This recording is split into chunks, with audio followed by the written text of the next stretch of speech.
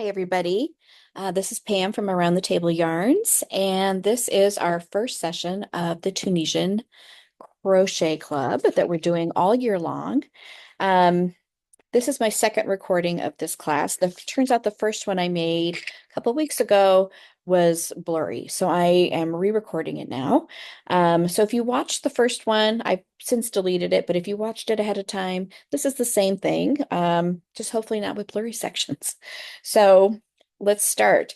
We're going to be taking a whole year to be doing to do a Tunisian sampler shawl. We're using a free pattern by Haley Joanne Robinson.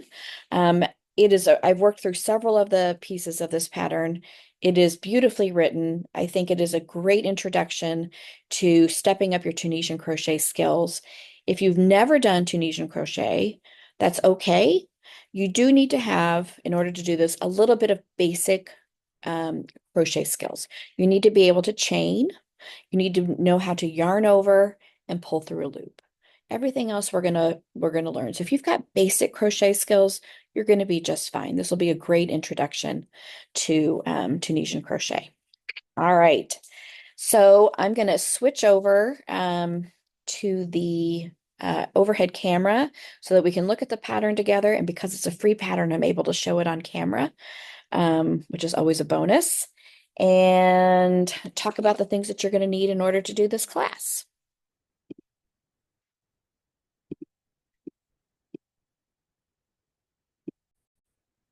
Okay, so we've got our pattern. She uses, to make this shawl, she uses 8 colors. You can certainly use any number of colors that you like. She also uses a DK weight yarn. I chose not a DK weight, but a sport weight to do. And you can kind of see my color selection here. I did choose 8 colors. The colors are worked in order. So this is um, she's got them lettered A, B, C, D, E, F, G, and H. And they are worked in this order. And then you go back and add others. So I kind of looked at her selections and kind of picked darks. You know, if she had a darker color as A, I also chose a darker color as A because I did like the way that the color values laid out in the shawl. I picked completely different colors than she did, but my combination of lights and darks I think is similar to hers. You can use any yarn you want because this is a shawl and it doesn't technically need to fit like a sweater. Um, I'm comfortable using a sport weight instead of a DK weight. You could use a worsted weight and get a slightly larger shawl. You could use a fingering weight and you'll get something much smaller, but it's up to you. You can play with gauge a little bit. I'm not going to talk a whole lot about gauge with this. I'm going to talk more about um, the drape of the fabric. Because it's a shawl, you want it to have really lovely drape. Okay. So let's move on here to the first page of the pattern.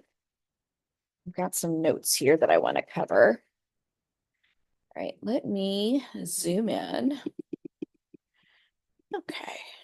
All right, so I love a well-organized pattern. And right from the beginning, she's got a table of contents, which I love. There are 14 different pattern stitches that we're going to cover over the course of the year, in addition to a border that we'll also cover. Um, but within those stitches, those 14 sections, I should say, there are many other stitches that are included. In this first one, you're going to learn, I think it uses 3 different stitches. So, um, and those are some of your basic stitches. So if you're just learning, we start off with the basics, and that works out great. The materials that you need. All right, so she used a 6 mm Tunisian crochet hook with a long cable, which I have here. Um, I actually ended up using, because I'm using a sport weight, I played a little bit um, with my size, And I did a little bit of swatching. The first one I did, because I'm using a slightly thinner yarn, I didn't use a 6 millimeter, I used a 5 millimeter. And I found as I was working, I felt like this fabric was a little too tight. It was a little too firm, I should say. Tight isn't the right word, firm. And I do want this to be kind of loose and drapey. So I moved up to a 5.5 millimeter, which you can see here. And I'm really, really happy with this fabric. It's squishable. It's going to hang really nice. I don't see, it's not holey. And I think it's going to have really nice drape. It has a really nice feel to it. So this is the first section we're going to be doing today. Okay. So I ended up using a 5.5 millimeter. I am starting out with a short cord because I do have more cords that I can move up to. If you are investing in a hook and a cord, get the longest cord you can get because eventually we're going to have a lot of stitches. We're starting at a very small end we're starting here at the top of the shawl right here, but by the end we're going to have all of these stitches, so you are going to need a very long cord. If you want to invest in a couple of cord lengths, that would be great. I'm using an interchangeable um, hook. This one is by Likey. And if you don't know already, the Likey system also works and is interchangeable with the Knitter's Pride or Knit Pro system. So I have cords in many lengths. One thing you will find is when you buy an interchangeable cord, it will come with a little end cap so your stitches don't fall off the end, which is great. But as you're working, it will click all over the table if you're sitting at a table, and it makes me crazy. So I have these little cocoa knit stitch stoppers that I put on the end, and then it doesn't make nearly as much noise.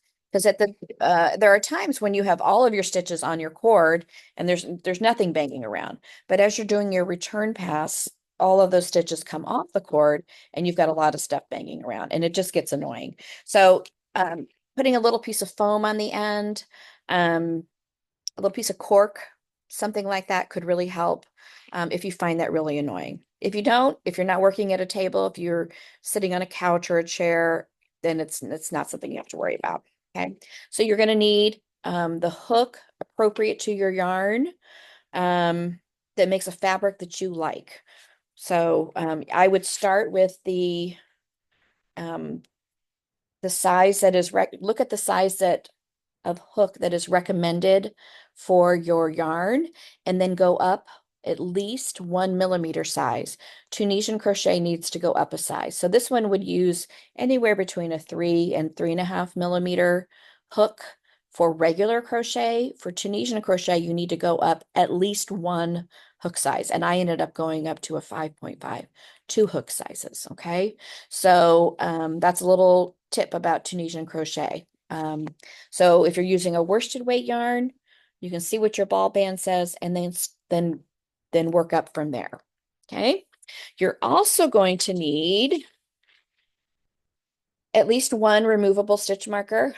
I like this little kind also from Cocoa Knits that I can slip onto the stitch.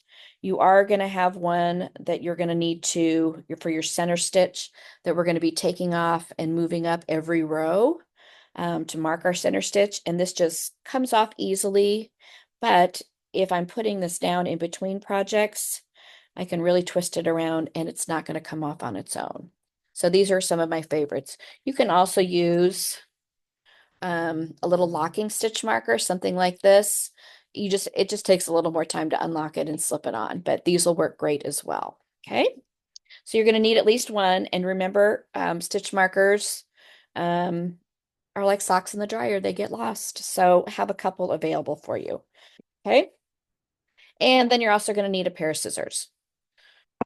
I think that's all the materials that you need. Let's go back here. Okay. So yardage. Let's focus. There we go. How much do you need? So I'm using the 8 colors. For your main color, In the DK, she says we're going to need, and I say main color, it's the one that's used the most throughout, 220 yards. The least amount of any of the colors is 110 yards. So my yarn has about 135 yards. So I'll need two of my main color and the rest I just need one. You can certainly do this with just scrap yarn of close or similar weights and just kind of make it up as you go along as well. But if you're planning ahead, 8 colors, she's got all of the calculation for how much you need of each one. And I will tell you what I did, which has really saved me, is I went through and I wrote down on my pattern, because God bless, I won't ever remember my colors, like what is my color A, B, C, and I listed them all here. And then I went through and on my ball bands, I wrote down this is color A. So as we switch between colors, I'm all prepared. Okay. It's such an organized pattern. It was really easy just to get organized ahead of time that way. All right. Next page. She does give you a gauge. This is the gauge she got to get her finished size. Your gauge may be totally different. Her finished size was 65 inches as a wingspan, which is really generous. It's over 5 feet, and 33 inches at the center depth. So it's a lovely, really large shawl. If you are using a slightly thinner yarn like I'm using, it won't be quite as big, but I'm fine with that. It's still going to be a nice, generously sized shawl. Um, I'm more concerned about how the fabric feels and looks than the actual gauge. So keep that in mind. You can try, if you've got regular crochet hooks, before you buy an actual Tunisian hook, um, you can do a few stitches. You don't need a full straight Tunisian hook just to play around with your gauge. And then once you get the size that you need, then you can invest in a Tunisian hook if you don't already have a set of them or have ones that you want to use. Okay. If you've got questions about any of this anytime along the way, please know that since I am still kind of working from home as I recover from my knee replacement, you can always email me at the shop, info@aroundthetableyarns.com, and put in the subject line Tunisian crochet shawl or club, excuse me, and I'll reach out to you. And if we need to get on Zoom and do something, we can. If not, I'll answer your question via email if you need any advice or help along the way. All right. She also gives you a great glossary of all the abbreviations she uses and the stitches that she's used. They're excellent descriptions along the way. So there's nothing you have to memorize, which is awesome. And then each section is broken down. So the section we're going to cover today is section 1, the simple stripes. And if she tells you right in the beginning what stitch we're going to be using, how many colors, and which colors you're using. So I've gone through and kind of circled for myself things that were important to me as I work through it, and you may end up wanting to do the same. I've circled all the places where I'm going to be changing colors. It's just a cue like, hey, change your color. Now's the time. Um, and I think that'll work out great. All right, so let's get started. I'm going to put these other colors away. I just need A and B today.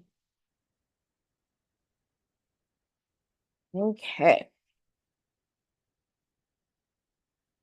I'm going to get my stitch marker out because I'll need that soon.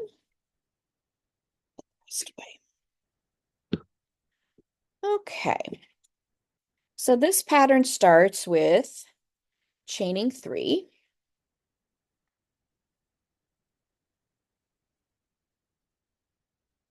I'm going to start with a slip knot.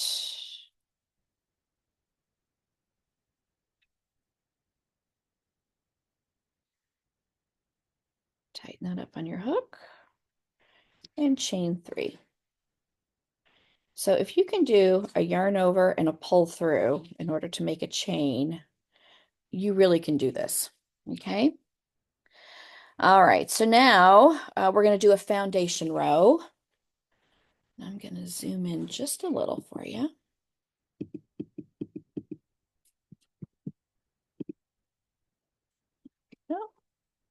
All right, so I've got 3 chains there. I'm just following right through my pattern here. Foundation row. I'm going to yarn over and I'm going to pull up a loop in the back of the second chain from the hook. All right, so here is the first chain from the hook. Here is the second chain from the hook. And she wants me to pull up a loop in the back of that chain. So I'm going to turn my chain over. And that little bump right here is the back of that chain. So I'm going to start with my yarn over and pull up a loop in the back of that second chain from the hook. And then I'm going to yarn over and pull up a loop in the third chain away from the hook. So there's the bump. And pull it through. And I should have 5 loops on my hook. All right. She does tell you at the end of every row here how many stitches should be on your hook. This is a great, great part of this pattern. You're not wondering if you've done it right or wrong. If you've got the 5 stitches, you've done it right. Okay. And the next thing we're going to do is we're going to work a return pass. In Tunisian crochet, there are 2 steps to doing a complete row: putting the stitches on the hook and taking the stitches off. And that means doing a return pass. You have not completed a row until you've done the return pass. This is only halfway done. So to do a return pass, you start with a yarn over and a chain 1. So we're just going to pull it through 1 loop. Okay. I still have 5 loops on my hook. Now you're going to yarn over, pull through 2 loops, 1, 2, yarn over, pull through 2 loops, yarn over, pull through 2 loops, yarn over, pull through 2 loops. So I have done my return pass, okay? So, doesn't look like much yet, but we're on our way. So that's the complete foundation row. The next part is our setup row. We're going to, and I'm going to use her abbreviations and then tell you what they mean as we go along, okay? She says in the setup row, we're going to skip the first VB. VB stands for vertical bar. I'm going to pull my hook out for just a second and lay this down. The vertical bars, it's something to point with here, are these bars right here. This is a vertical bar. This is a vertical bar. This is a vertical bar. This is a vertical bar. And right down here is something that we'll deal with at the end. This is where our last stitch will go. But VB stands for vertical bars. And that's mostly what you're going into with Tunisian crochet. Okay. Put my hook back in. So she wants me to skip the first vertical bar, which is coming right out. My loop is coming right out of that. So I'm going to skip that. And I'm going to TFS in the first space to increase. TFS means Tunisian full stitch. So to do a full stitch, I am going to go into this space between the first vertical bar and the second vertical bar. So if I kind of peel those open right there, there's a space. That's where I'm going to insert my hook. I'm going to grab the working yarn and pull it back through. All right, so I've increased a stitch. I didn't use any of these vertical bars to make the stitch. I use the space between them to create a new stitch. So that's an increase. Okay. And then I'm going back to the pattern, TSS in the next stitch. That means Tunisian simple stitch, which means I'm going to go underneath the vertical bar, grab the working yarn and come back. So now I've got 3 loops on my hook. I'm going to TFS in the next space to increase. So between this vertical bar I just went under and the next one, I want to open up that space, go all the way through to the back, grab your working yarn and pull it back through. Okay, so now I've got 4 stitches on my hook. Then I'm going to TKS in the next stitch, and I'm going to mark it with my stitch marker. Okay, so I went into the space between this vertical bar and this vertical bar. So now to do a TKS, which is a Tunisian knit stitch, and it's a little tricky on this very first row. It gets easier. A Tunisian knit stitch means that I am going to go, I'm going to lay this down, hopefully try to make it as clear as I can. Instead of going underneath just the vertical bar and pulling up a loop like that, what I want to do is I want to go between, see if I can turn it sideways here a little bit. I want to go, here's the front vertical bar right here.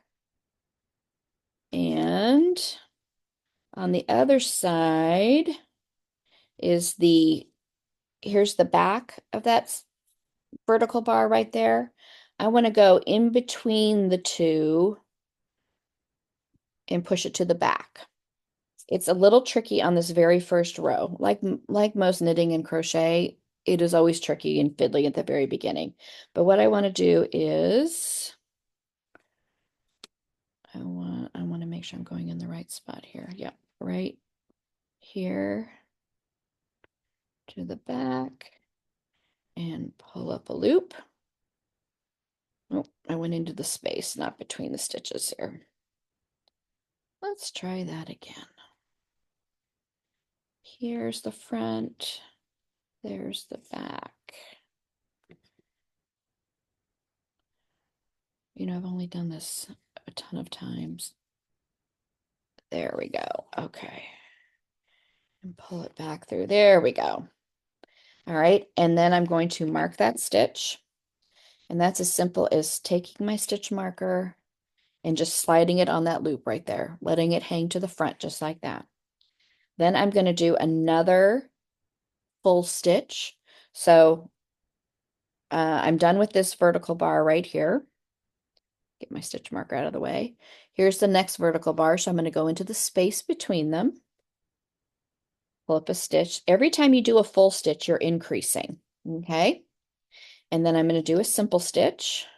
So just underneath the front vertical bar, pull up a loop. I'm going to, hold on one second. Full stitch. I'm going to do a 1, 2, 3, 4. I'm going to end up, I'm making sure I'm doing this right. 1, 2, 3, 4, 1, 2. Yep. I'm going to take that full stitch out real quick. Here's my simple stitch. I'm going to go into my last space and do a full stitch. And then I'm going to do an ES, which she calls an end stitch.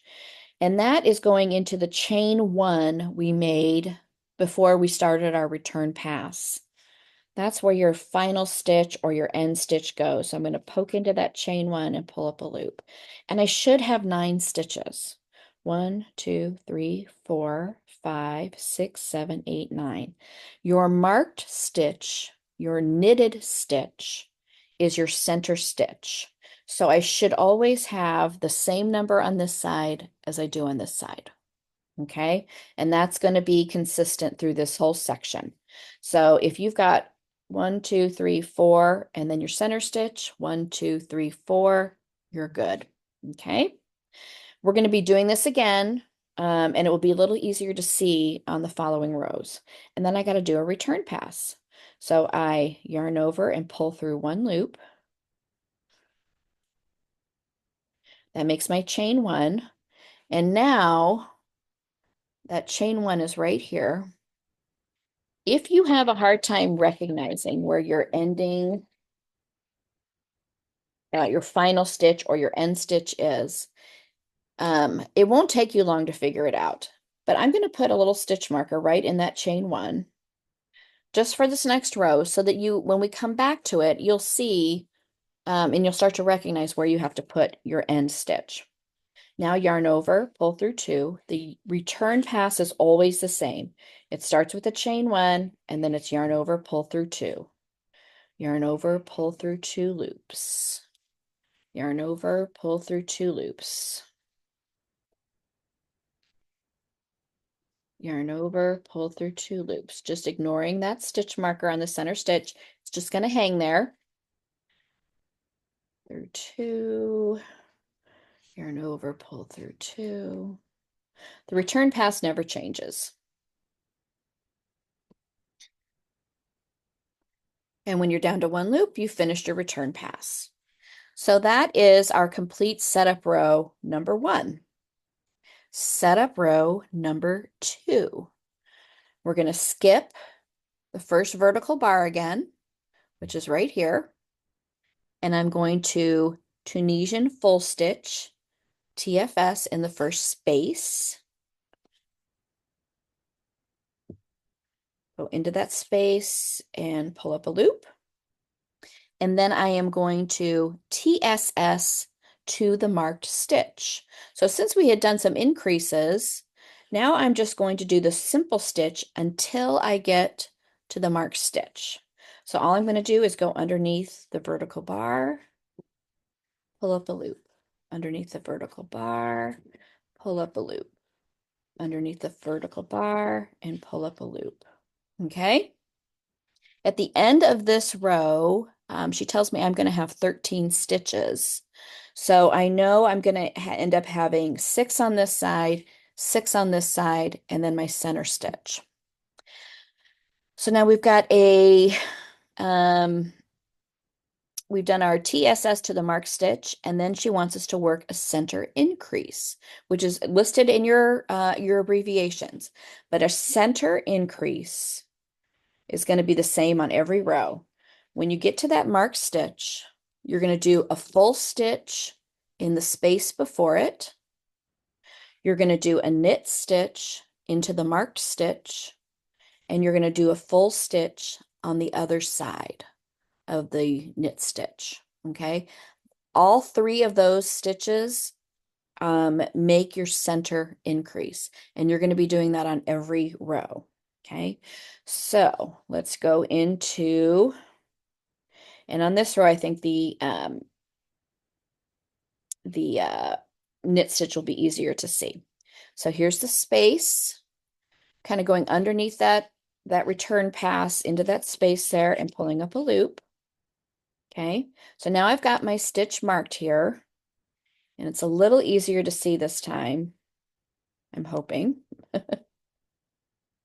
So here's the front of that stitch, and I can look and I can see the back of that stitch is right there. So I want to go in between the front and the back, like going underneath the horseshoe, pushing it all the way to the back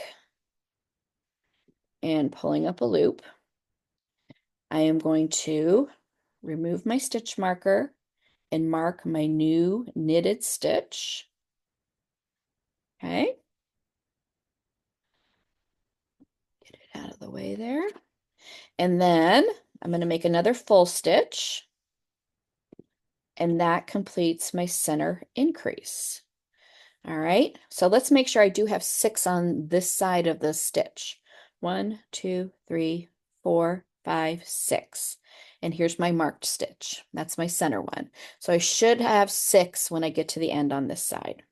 So vertical, simple stitch to the end. So 1, 2, and 3. All right, so I've got 1, 2, 3, 4.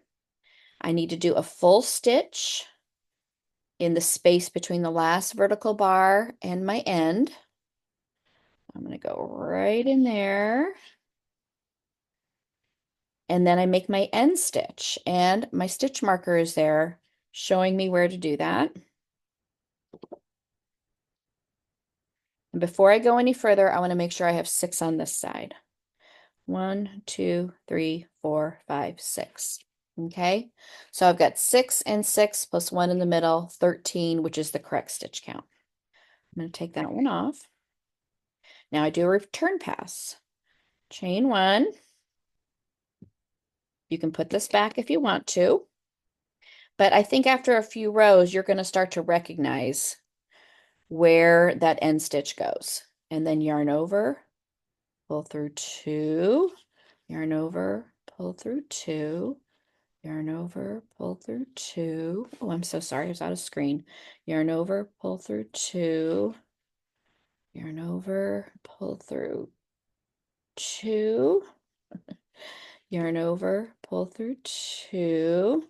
If you're not sure if you actually pulled through 2, if you look, here's my loop on the hook, you can look right below it. My working yarn has got 2 loops covering it. If I only pull through 1, you can see I only pulled through 1. It looks different, in which case I can take it out, put it back on the hook. If you pull through too many, if I pull through 3, you can see the 3 loops that I pulled through. So I want to go back and put one of those back on. And you can always pull it back till it looks like you've only got the 2 loops. So there, I've pulled through 2 there. 1, pull through 2. It is easy to accidentally only pull through 1 or pull through too many of them, depending on how tight or loose you are. Okay, so that return pass is done. Okay, still doesn't look like much of a shawl, but that completes setup row number 2. Setup row number 3 is the same as setup row number 2, except that when we get to the end, we're going to change colors, and I want to show you how to do that. So it's the exact same thing, and this is going to be your pattern for this whole first section. You're going to skip the first vertical bar. We're going to go and make a full stitch. So the space in between the 2 first vertical bars there, and then simple stitch until you get to the marker. So just underneath the vertical bar.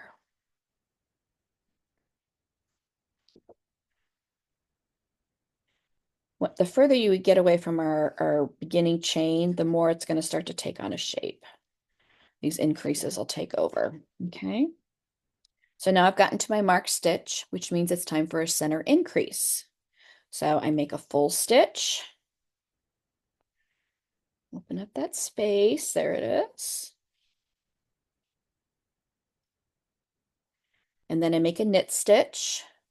And now it's even easier to see. I can see the front of that stitch and the back, so I can split it up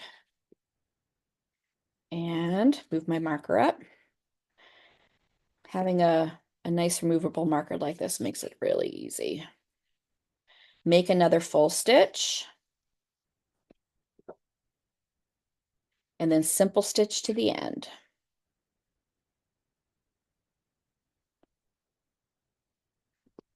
And at the end here, I'll do another quick stitch count to make sure I didn't miss anything.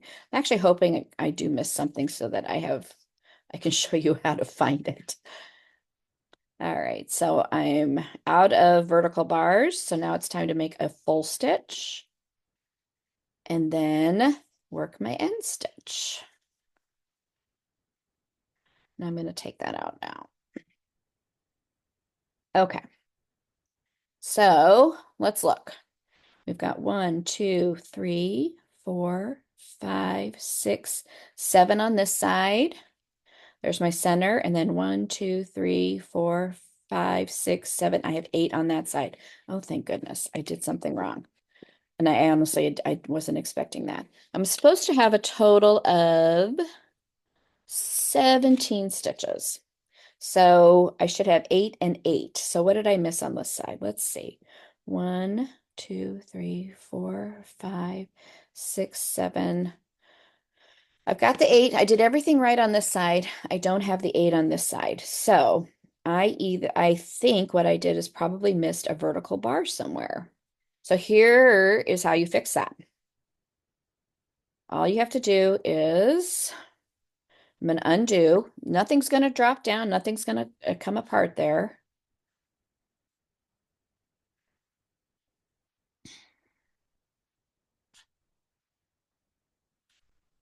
But when you take it back, when you take out your center stitch,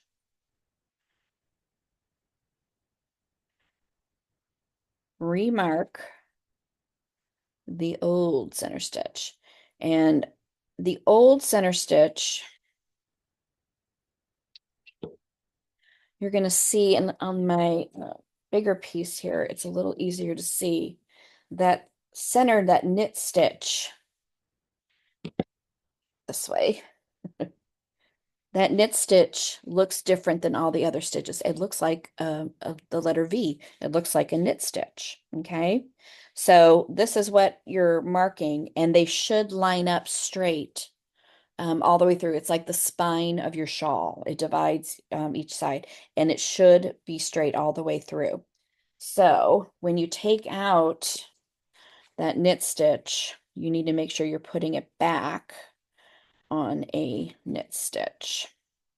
So let's take this back. And, you know, it's always a little fiddly in the beginning, finding that knit stitch is right. I believe it is right there. Okay. So let's take this back.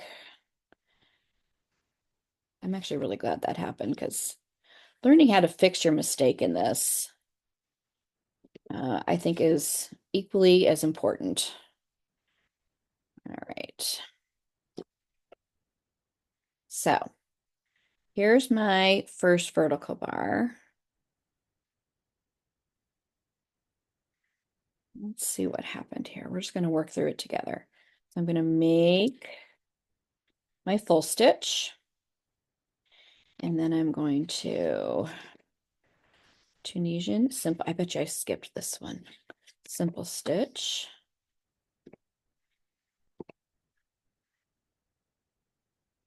One, and what I said, I have to have 8. 1, 2, 3, 4, 5, 6, 7, and I marked the wrong stitch. Let's make sure that's all going to work out. 1, 2, 3, 4, 5, 6, 7. I think this is my knit stitch right there. I would say once we get past this row, it's really easy to see where it is. And then I do the full stitch, 2, 4, 6, 8. And then I do the knit stitch, move my marker, slide it over so it doesn't fall out. Okay. And then do my full stitch. So that completes the center increase. Come on. Come on, don't get hooked up on everything else. Let me get this only attached to one stitch at a time. There we go. All right.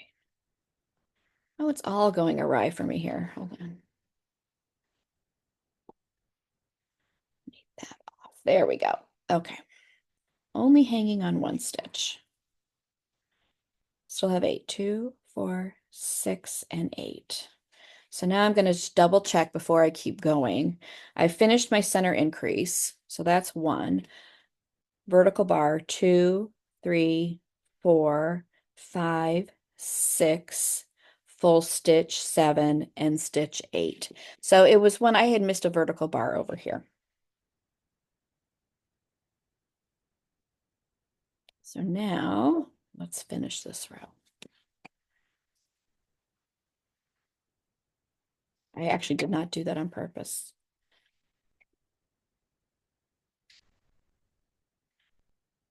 But I do think most of the mistakes end up happening in this beginning fiddly part because the pattern isn't super clear yet. Okay, and my end stitch. Before I go on, I'm going to do a quick double check. 2, 4, 6, and 8 center stitch, and I have 8 on this side. Return pass. Chain 1, yarn over, pull through 2, yarn over, pull through 2, yarn over,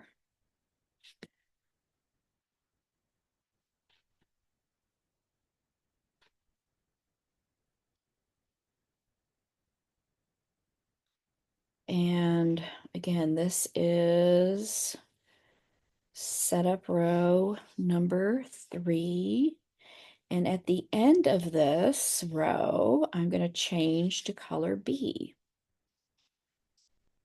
And the way you change colors is on your very last yarn over. So I still have to yarn over and pull through the last 2. That's when you change colors. It's the same in regular crochet.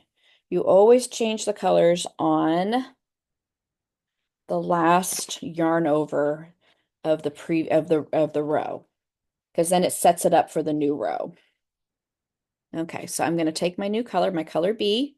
I'm going to loop it over as a yarn over and pull it through those 2. So it leaves the row below in my color A, but now I've got the first loop on here is my new color, color B. Okay, so now we're going to go to pattern row number 1. And it's just like we've been doing. We're going to do, but now we're just in a different color. We're going to do a full stitch. And these are going to be a little loosey-goosey, but just let them be loosey-goosey. We'll deal with the tightening when we come back at the end of our return pass. All right, I did a full stitch and simple stitch, simple stitch. I'm going to count when I get to my center and make sure I've got the right number and that I didn't miss any. And I think after this one, our center knit stitch is going to really look more, it's really going to stand out more the further away we've gotten from the center. Okay, so far I've got 2, 4, 6, 8, 9. I'm going to make my center increase. So that puts 10 on this side of the center stitch.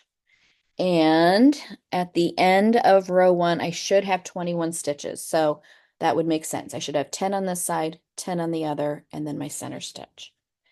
I'm going to do my knit stitch. All right, so here's the front of it. Here's the back of it. And go right through those to the other side and pull up a loop. Move your stitch marker.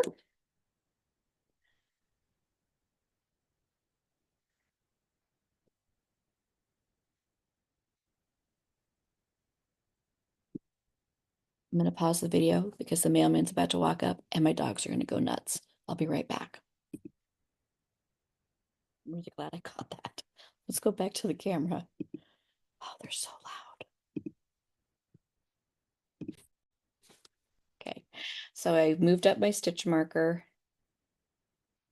Do another full stitch to complete the center increase. Okay, and then vertical bars. So I know I need 10 on this side. So far I've gotten 2, 3, 4, 5, 6, 7, 8, a full stitch,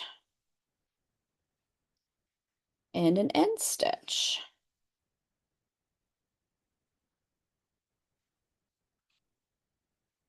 And that makes 10. So I've got 21 total stitches. Let's see, 2, 4, 6, 8, 10, plus my center. 2, 4, 6, 8, 10, 21 stitches. And now I return pass. Pull through 1, yarn over, pull through 2, yarn over, pull through 2. You pull some yarn out, let that go a little smoother.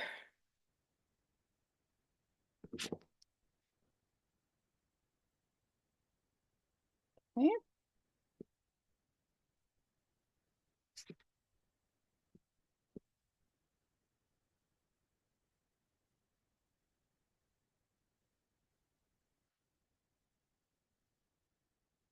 Remember when you get to, sorry, I'm sitting on my couch with my leg elevated and I keep leaning back. I apologize. I'm going out of frame. When you get to that center knit stitch, just gonna let the stitch marker hang to the front.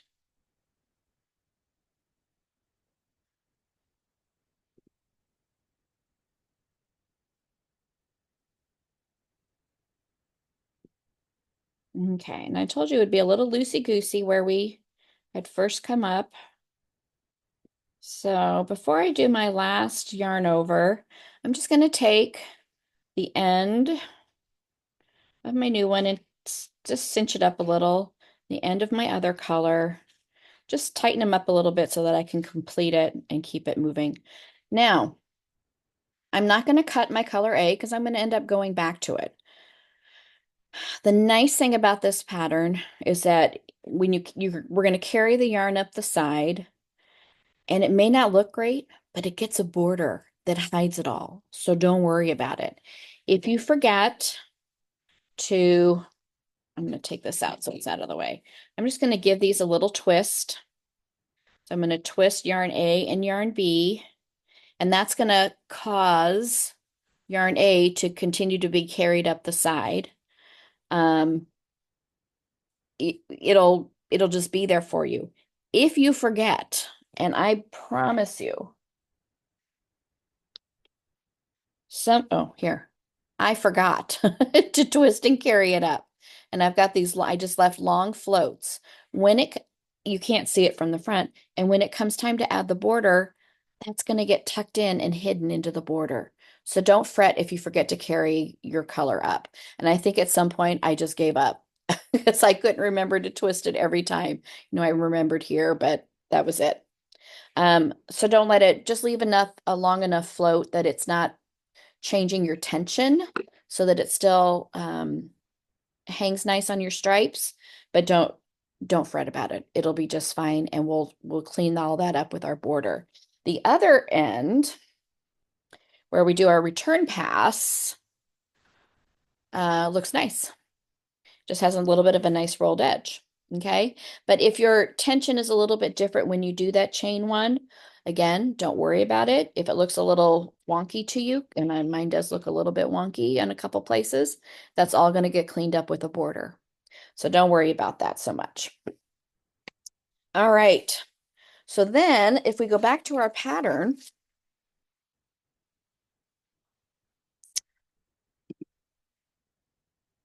so I just did pattern row 1 in my B color.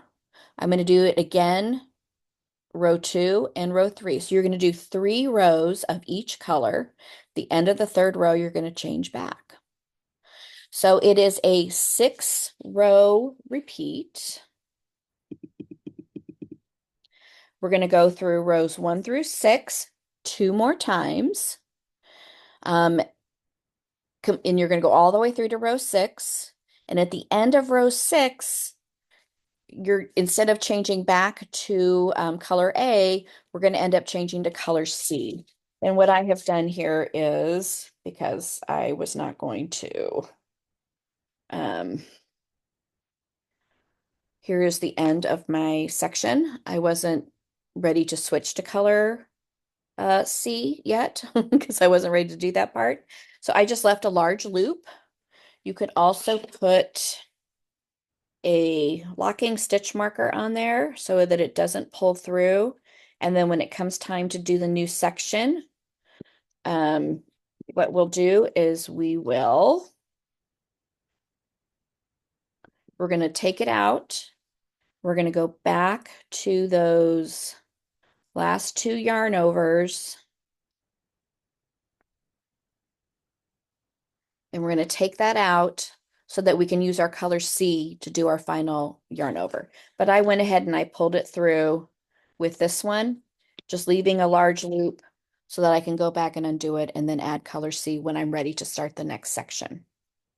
All right, so you can start to see that knit stitch does all line up. These first few rows, it's so hard to see it, but once you get further away from that chain where it's trying to pull it in, and you add all of those increases, it really comes out nice. So every row is going to have an increase here, here, and here, and here. So every row is going to increase by 4 stitches. And remember, a row is putting the stitches on and the return pass.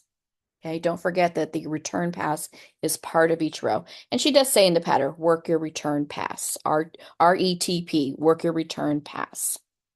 Okay, so when you're done, you're going to have, hopefully your camera doesn't fall down again.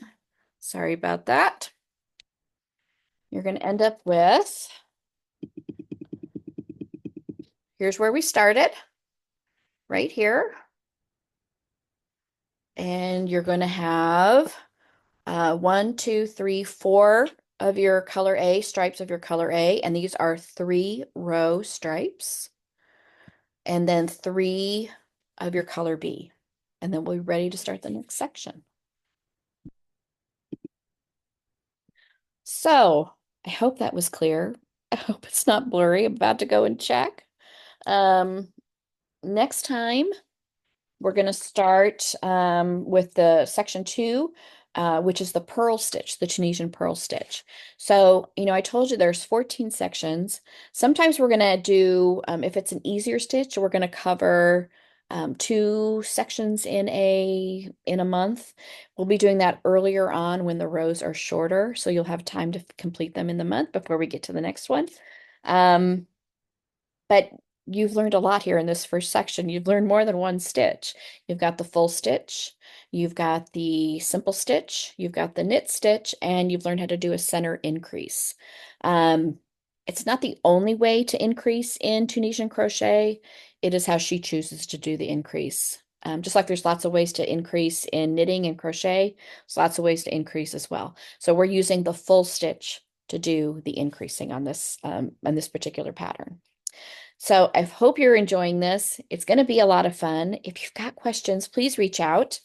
And I will see you next month for the purl stitch. Thanks, everybody. Bye-bye.